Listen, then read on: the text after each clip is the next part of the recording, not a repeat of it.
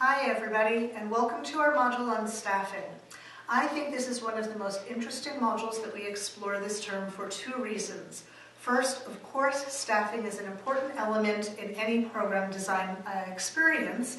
You've got to figure out who's reporting to whom, who's responsible for what your budget will hold in terms of human resources, how the human element brings it all together. However, I know also that as graduate students in a master's program, you all are always thinking about your own professional development and about what comes next in terms of your professional path. So we're going to be looking at two different levels of questions and issues related to staffing. We're looking at them from the perspective of program designers, but we're also going to step back and reflect for a while about our own professional paths as well. So I hope that works for you. Here's what we're going to talk about, and just to let you know, this video will be a little bit longer than usual because I've got a lot of information to share. After the overview, I'm going to introduce a couple of readings and just help contextualize them a little bit as I hear that it's helpful for you. I'm going to talk a little bit about different roles that professionals play and things that we can be thinking about when we consider roles. We're going to think about different skills that international educators use. We're going to reflect back to our conversation in the very first week or two of this course about the different roles and skills of international educators. We're going to talk about the question of schooling. How much education does an international educator need? For those of you who are thinking about doctorates, what's the value in pursuing a doctorate? And for those of you that have no interest in pursuing a doctorate, why that's okay too. And then, of course, we're going to talk about this week and what's going to happen in terms of your specific learning this week. So, I wanted to talk about the readings a little bit. The first reading, Defining the Peer Advisor by Lowe, is very interesting because in higher education, especially today, we see a lot of international students serving as teaching assistants, and we have a lot of our own students serving as peer advisors. This article makes me think that Lowe must have been a peer advisor herself because she's so passionate and so positive about it. And I think that as rising professionals and current professionals in the field, it's important for us to think about how we can support our students, not just in the mobility piece, but also in the educational environment of a school, of a college campus, or of a program, having an intern within a program, for example. Even many high schools today have work programs where students are serving the school in some way. Especially a lot of independent high schools are doing this more and more as well. So thinking about how your students can serve as peer advisors is really important to their development and their learning. One thing about this article, however, is that Lowe does not provide a lot of evidence for her claims. So the part of me that is a practitioner, inquiry professor, actually has an issue with this article in terms of research process. I wanted to note that. I still think it's worth reading, or I wouldn't have assigned it and asked you to spend time reading it. But do note that she doesn't provide good evidence, and as such, we need to be questioning why that is and where her thoughts are coming from. The second article that I wanted to mention is the article by Rose and Company, which is looking at the role of advisors and perceptions of their different experiences. This article also talks about conflict resolution and the conflict being between teaching assistants and faculty specifically. It's not a conflict resolution article. It really is about international education, but I just wanted to note that the title is a little bit misleading. I think you'll find it interesting again. Again, we're looking at different roles that are valuable and practiced within our field. That's what all of this is about. So, the rest of the readings are pretty standard. The two NAFSA guides, I think they are useful, quick reading, but provide some good background and foundational understanding of different roles that are involved with our work. So that's readings. Roles. When I mention roles here, I'm actually not talking about roles in the way that we've been talking about them, the different jobs that we play as international educators. Here I wanted to note that as we start to reflect on our own professional development, we can think about the 3 different roles that we all are playing at any given time. And here is a diagram to help you conceptualize this. Remember, we also talked about this the very first day of your orientation to the program. So if you think back to that, this might sound a little bit familiar. The first role is that of you as a professional. So for example, you've made the commitment to go to graduate school, you're investing a huge amount of money and time. This is all about you. That's the first role. What is my own personal path? What are my goals for the future in terms of my career, my profession? What skills do I need? What skills do I want? It's all about me. Except that it's not, because another role that we play is as a professional at work. Here, we're thinking about the skills that are asked of us within the workplace. What are the expectations that your supervisors and colleagues and participants have of you as a professional in the field? Sometimes we undergo training not because we want it necessarily, but because somebody in our workplace thinks it's good for us or wants us to fill a new function and is providing that training for us as well. That's what the work circle is all about. Lastly, we can think about what our role within the larger field of international education is. How do I contribute to the field? How do I give back to the field? How do I support my colleagues' learning? How do I support new professionals in the field? For me, I've made a commitment to work with NAFSA as a volunteer, and that's how I see myself fitting into the field of international education. I do a lot of work and talk with new professionals, with young people who are thinking about going to graduate school, not just here at SIT, but in general as well. And the time that I give helping new professionals get into the field and think about their career paths is where I see myself fitting into the field at large. So this is another way for you to think about that. And it's important to recognize that sometimes these 3 conflict with each other. I want to do something, but my boss has a different vision for me. Or sometimes I want to participate in the field in a certain way, but I don't have time or skills to do that. So we want to be thinking about how these 3 sometimes conflict, but how they complement with each other, how they complement each other as well. So think about this as you think about yourself and where you fit within the field of international education. That's roles. Next, we're going to talk a little bit about skills. As you move into the exercise for this week, I want you to be thinking about the different skills that are of value to any international educator. Now here I'm not talking so much about being able to speak Spanish or being able to translate regulations and interpret laws regarding F1 visa policy. I'm talking a little bit more generally. So I wanted to mention a couple of skills that I think are important for international educators to have. Attention to detail is the first one, and you've already started seeing me pick on this in the writing that you've produced for your assignments so far.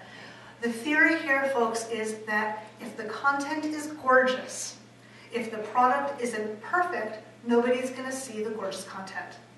Okay, I'm going to say it again. It doesn't matter how wonderful a program you're designing. If the materials you're producing, if the proposal you're writing has errors, doesn't have a table of contents that is completely correct, if the pieces are out of place, if the font sizes are changing constantly at a whim, if it doesn't look perfect, nobody's going to see the gorgeous content. So we have to spend time paying attention to detail.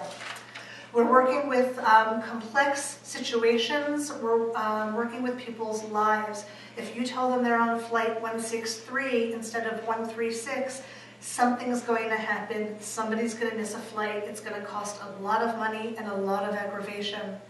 If you tell a speaker that they are on at 12 and they were supposed to be on at 11, it's going to screw up your program. These are tiny little things, folks, but if we don't pay attention to these details, they affect our programs. They affect our learning, more importantly. Next skill, team player. I know you've heard us talk about this. You're in groups so much in this program, and it's something that we revisit with some degree of frequency. Why is that? Because no international educator is working in a vacuum. We are always working with teams. I've had conversations today about the value of positive teamwork. Whether you're working with faculty, if you're working in an office that is administrative, if you are an admissions counselor, if you are working for an NGO, it doesn't matter, you're working in teams. You need to be a good team player. So, super important skill. Of course, the flip side of that is being able to work independently, being able to cover for your teammates when there's a need as well. Not saying, well, it was their fault because they screwed up, but just doing whatever needs to be done to get the job done and get the job done beautifully so our participants aren't even aware that there was an issue.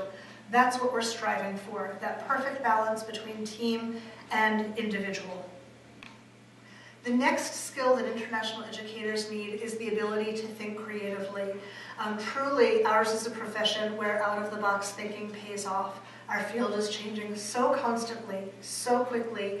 My students today are different than they were 9 years ago. I've got to be able to think in different ways, to engage you, to keep the program up to date and current, and to problem solve more than anything. International educators are leaders. Because of our positions in our schools and in our institutions, we're always being asked to liaise with other people, but we are looked at to be leaders as well. This is especially true in times of crisis. If one of our participants has an illness or an accident, and we're working with others on our campuses, in our schools, in our programs. Our leadership skills don't mean that we are necessarily the most senior person involved, but they mean that we know what we're doing, we know who to defer to, we know where to go for information, and we know how to inspire our team. That's what it's all about. Grace under fire, do I need to say more? That ability to demonstrate leadership and compassion in a crisis situation is critical for international educators. Our students are doing crazy things on their programs. It's all about risk-taking, and we're encouraging that to encourage their learning. But we know that as a result, there are going to be emergencies, and we need to be graceful under fire so that we can serve our constituents, our stakeholders well. If we're working in a crisis, it's not the time for us to freak out. You've got to hold it together so that you can help your participants, their families, and your colleagues. And then late at night, once you're home with your dog or your roommate or your partner or yourself, that's when you have a moment to lose it. And you come in the next morning refreshed, restored, ready to go again. Lastly, and perhaps most obviously, is the ability to understand what's happening across cultures. But my friends, it's amazing how often this one sticks us because we are so programmed to assume that what we think is the right way of doing something. So a good international educator has learned how to bracket their own prejudice, their own bias, their own upbringing, and truly accept other ways of being and other ways of doing as culturally appropriate in those circumstances. So that's a heavy list. We are working on these different skills all throughout our lives. They're not the kinds of skills that we can say, okay, check, check, check, check, check, check, check, check. I've got them all and I'm done. Learning is continual. Perhaps that's the very last skill for an international educator, the willingness to continue to learn. I look forward to hearing what you think about this, and feel free to post to Moodle if you have any questions or reactions or thoughts or disagreements especially. Okay, next question. More school? Oh, I just heard half of you groaning at the very thought. Oh my goodness, don't worry. A lot of people want to know, do I need a doctorate to work in the field of international education? This is my answer. This is the answer according to Sora. Ask other people and you very well might get different answers, but I just wanted to share my thinking with you. I very clearly think that no, you do not need a terminal degree to work in international education. And why do I think this? Because I see so many people who don't have doctorates who are doing good work as international educators. I'm looking at the evidence. The key is to think about what you want to be doing. Now, if you want to be a professor, yes, you do need a doctorate. If you want to be a senior international education officer at a large top research university in the United States, yes, you need a doctorate. If you want to work in a more creative schools that are a little funky or different in terms of their pedagogy or values, if you want to work at a smaller school, if you're at a school for a longer time and have established your bona fides, your expertise, and have worked your way up the human resource ladder, if you will, then it's possible to have a senior administrative position, a director of study abroad, director of international student and scholar services, even perhaps director of international education programs. These kinds of positions are possible once you've got 10, 15 years of experience in the field. So I know it feels like you know everything about the field after working for 3 or 5 years, but remember, it really takes a lot of experience to be able to think on your feet, to manage the staff, to manage a multi-$1,000 or even a multi-million-dollar budget. There's senior level skills that take time to develop. The doctorate is useful, absolutely, and anybody who wants to pursue a doctorate should talk with me about it. It's something that I'm passionate about. Education needs more professors, more PhDs and EDDs who have an SIT master's degree. And I'm happy to report that more and more of our students are going on to pursue doctorates. We've got 10 or 15 students who've graduated within the past 5 years now who are in doctoral programs. And it's my pleasure to support them, to have them bounce ideas off of me. Again, it's something I feel very passionate about. But is it a requirement? No. So if you feel that after this degree you're done, that's just fine. And if you feel that after this degree you're going to want more, that's just fine. Like everything in this world, it's really personal. So don't be afraid to do something that is different than your friends or to have that different perspective than others in your cohort. Good. If you have thoughts or questions about this, post them to Moodle Doodles as well too. Lastly, let's bring it back to this week. What's going to happen? So, you'll do a little bit of reading, and then you'll see in the discussion forum, there are 9 or 10 different position titles listed. What's going to happen this week, folks, is that each of you is going to choose one of those titles. You'll see that the very last one is Other, so 3 or 4 of you can choose that. And if 2 of you choose the same one, that's just fine, but no more than 2 people exploring any one position. After you identify the position you want to focus on, you're going to go on to Career Connections, the NAFSA website, the Forum on Education Abroad website, the National Association of Independent Schools website, the idealist.org website, and any other job search websites that you're familiar with. And you're going to find 3 or 4 position descriptions that fit that title.